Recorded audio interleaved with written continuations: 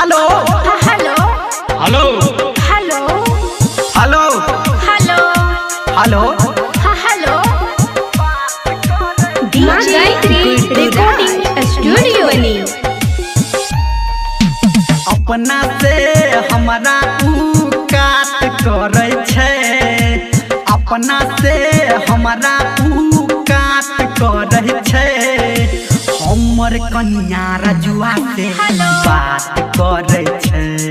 रे हमर कन्या गुडुआ से बात करे छे अपना से हमारा काट करे छे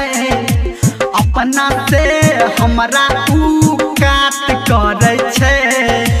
हमर कन्या संजैया से बात करे छे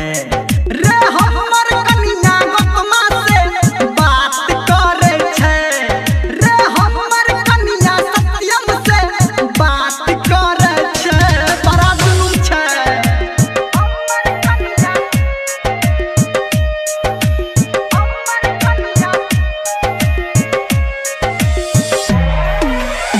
जी गुड्डू राज जी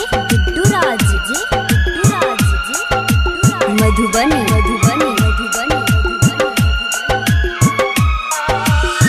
नहिरा से लके एलै बड़का मोबाइल घटियो नहीं पाबै छै ठीक से उदाइल हाँ नहिरा से लके एलै बड़का मोबाइल घटियो नहीं पाबै ठीक से पूरे है दाइल घटियो नहीं पाबै ठीक से पूरे है दाइल तोरे तोर दिल पे घात करे छे तोरे तोर दिल पे घात करे छे हमर मोगिया बबलुआ से बात करे छे रे हमर कन्या सरोजबा से बात करे छे रे हमर कन्या चिंटुआ से बात करे छे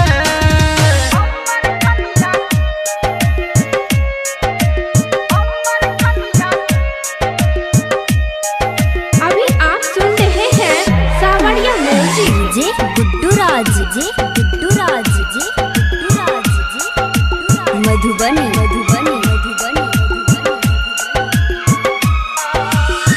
मुँह पे पोते खाली फेयर लबली नाक कटेलक हमर चारू रे बगली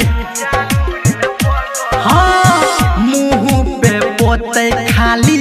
फेयर लबली नाक कटेलक हमर चारू रे बगली नाक कटेलक हमर चारू रे बगली आबै छी घूम के हम लाथ करे छे आबै छी घूम के हम लाथ करे छे हमर मोगिया दीपका से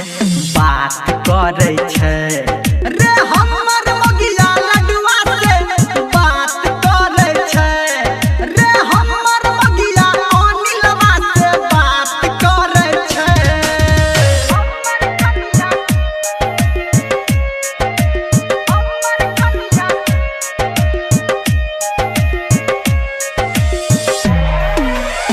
जी गुड्डू राज जी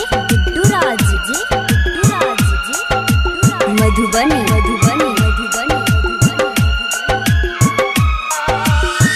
पीबै छी टेंशन में हम रे बीरी ओकरा दिमाग में